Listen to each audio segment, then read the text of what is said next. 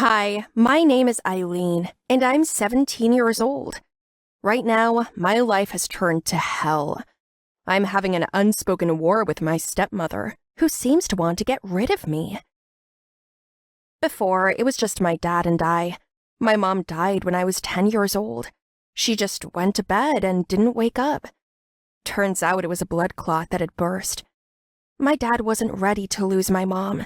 It came as a big shock to both of us. So, Dad and I lived together alone. After Mom died, Dad treated me very carefully, always came to dinner on time, gave me gifts, attended all my school events, and supported me in everything. All that time, Dad never dated anyone. He wouldn't even allow the thought of marrying again. He thought it was a betrayal of my mother. Dad had a business, building and selling real estate. One day, he went badly under with one property. Problems began with debts and a lack of money. That's when Dad's partner offered to cut him off with a deal. But the condition was that Dad had to marry his daughter, who had long been in love with him. The situation was so serious that Dad began to ponder his companion's offer. Eileen, dear, I have a matter to discuss with you, but I'm afraid you won't like it. Have you decided to accept Mr. Webster's offer? I think so. Julia has no children, which means that she will love you as her own. And you need a mother, at least someone you can talk to. Dad, do you even like her? Well, she is an attractive woman, but I know for sure that I will not be able to love her as well as I did your mother. I'm just worried that you won't be able to get along with her. I understand, Dad. I'll accept her as long as you're happy. And if you're ready to bring a woman into the house, I'll always support you. My words made my father feel better. For 2 months, there were thorough preparations for the wedding. The celebration was very lavish. Dad's companion was a very rich and influential man, so the guests seemed to be more than 1,000. Dad was very reserved on the day of his wedding. There was no way I could understand how he felt. After the wedding, Dad and Julia flew off on a honeymoon to Italy. I was looking forward to it. I wanted to be friends with my father's new wife as soon as possible. Yes, I was jealous, but I was willing to accept her into our home for Dad's sake. One day I came home from university and saw suitcases on the doorstep. Turns out they'd arrived back 2 days early. Dad had some urgent business to attend to. I quickly rushed into the house and met my father. Darling, I have to leave urgently for a meeting. Welcome home, Dad. Julia's going to take a shower and then she'll rest. Don't bother her. And there's a surprise for you in your room. Okay, thank you so much. I kissed him on the cheek and he left the house. I happily ran upstairs to my bedroom. Dad always brought me presents from his trips, and it was never limited to just a couple of boxes. I ran into my room and saw dozens of different bags of clothes, souvenirs, cosmetics, and equipment. I started taking everything out of the bags, looking at it, and trying it on. Then I felt a strange look. I turned my head to the door and saw Julia in the doorway. Are you looking at your presents? Yes, Dad always spoils me after his trips. Well, yes, he does. She grinned weirdly. Well, I'm going to rest after the trip. Can you keep your voice down? Yes, of course. Okay. That's all I could say. I was so angered by her tone of voice, and also by that weird smile of hers. What was that all about? I was at a loss. That evening, my father came home and we sat down to dinner. Julia began to boast that she'd cooked everything herself, but I knew that the cook was the woman she'd hired. My father began to praise the food she'd prepared, and his wife smiled sweetly. Julia and I didn't seem to be fighting, but our relationship was strained. I knew that she was deliberately trying to break up my relationship with my father, but she always did it covertly. On the days when I wasn't studying for exams and went out with friends, she would lock the door and tell my dad that I wasn't coming home that night, and I just had to ask my friends to sleep over. I didn't say anything to my dad. I didn't want him to get in trouble. He'd been all over me all these years, and he hadn't even tried to find a woman for himself. I could see that my father really liked Julia. Of course, there was no love lost there. One day I stayed too long at the library and came home late. I pulled at the doorknob, but I already knew it was locked. There's that awful woman playing tricks on me again, I thought, and wandered along the street. As I walked, I tried to figure out who to sleep at this time. 2 streets later, I noticed a woman sitting on the terrace of her house. I also thought it was too late for a walk. I looked closely and realized she wasn't feeling well. I ran up to her quickly. She was pale, and there were drops of sweat on her forehead. "Are you all right? Are you okay?" She whispered that she was having an asthma attack and urgently needed an inhaler, which was on the nightstand in the hallway. I ran into the house and fetched it. The neighbor took a few deep drags. Then she said her name was Miranda. "Thank you so much. I was on the verge of... Are you feeling better now? Should we call an ambulance?" "I'm fine. I just need to catch my breath, and that's all. I have asthma, and I'm used to having attacks." So Miranda and I got to talking. I told her that I was going to spend the night at a friend's house, but that she wasn't answering her phone, and the woman offered to spend the night at her place. After all, we lived next door to each other, and we could be considered neighbors.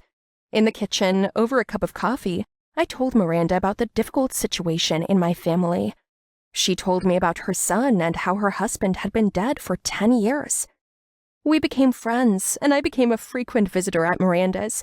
She's such a sweet woman and kind. And it turned out we both loved books. Miranda also had a son, Ernie. She said he was in university studying dentistry and was very rarely home. She was bored and didn't have anyone to talk to, and she could use some help around the house, so I often went shopping for her.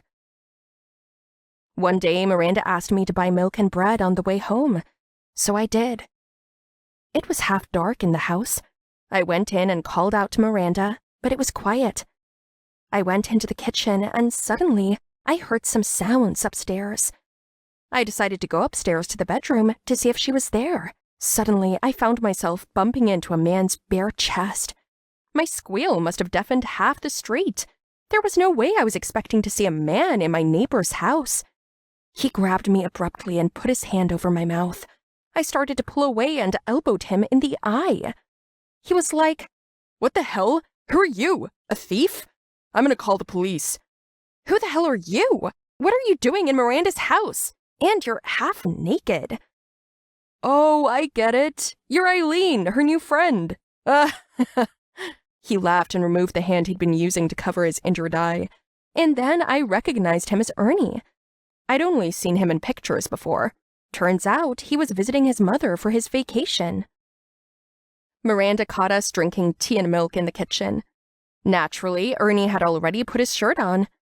When she saw us, her smile became strange. You could say sly. After that evening, the 3 of us got together often, playing board games, baking pies, and discussing books. I liked Ernie immediately. He was smart, well-read, and gallant. We began to talk a lot, getting to know each other better, and our communication slowly turned into a romantic relationship, which Miranda was definitely happy about. Meanwhile, at home, things were getting worse. Julia was purposely picking fights with my father. She said I hated her and left the house on purpose. At first, my father ignored her words, but over time, he began to demand that I spend more time with his new wife. I noticed that I started to feel bad every single night. I just thought it was the stress of my upcoming exams. I was haunted by constant fatigue, nausea, and dizziness. In order not to upset my dad more, I began to stay home. One day, I found my beloved cat Ellie dead on the front porch. It was so strange. Ellie wasn't even 3 years old when my dad gave her to me on my birthday. Ernie and I took her to the vet, and they told us, oh horror, that my cat had been poisoned. A simple rat poison. Meanwhile, my health was deteriorating dramatically. By the way, I noticed that whenever I ate dinner at Miranda's, I felt better. I wondered if it was Julia. But no, it couldn't be. Ernie was worried sick, and one day, when I met him, I told him about my suspicions. That's when he suggested I put a hidden camera in the kitchen of my house. I refused to for a long time, but I had to agree eventually under Ernie's pressure. We decided not to tell Miranda or my father about what was going on. We thought that for such a huge accusation, we needed solid proof. I suggested that my father meet Miranda and Ernie for dinner, and while Julia fussed in the living room, Ernie discreetly set up the camera in the kitchen. Dinner went surprisingly smoothly, even though my father kept his eyes on Miranda. Julia was ready to kill everyone present. I offered to help with the dishes, and Ernie volunteered with me. We went into the kitchen, pulled out the camera to watch the tape, and froze in horror. I flew into the living room and started yelling at Julia that I was going to call the police. I was so distraught. My father didn't understand and tried to calm me down somehow. I showed my father the videotape that showed his new wife slipping some kind of powder into our plates. "It was you who poisoned Ellie! She died because you gave her rat poison!" Eileen, what are you talking about? "Daddy, you can see for yourself. And the vet said Ellie was poisoned." Dad stood silent for a while, like a statue, and then he turned sharply to Julia. "Get out of our house, and don't let me see you ever again. Thank your father that I won't turn you in to the police." Julia looked at me with hatred. Then she turned and left. It took us a long time to come to our senses. Miranda tried to comfort us all by pouring hot tea. We sat in the living room together for a long time, until I went to bed and Ernie and his mother went home. After that night, Dad and Miranda started to talk a lot. I could see that they liked each other, and after a while, they started dating. And I went to the same university as Ernie. We rented a small apartment and got a cat named Tom. My former stepmother never came into my happy life again.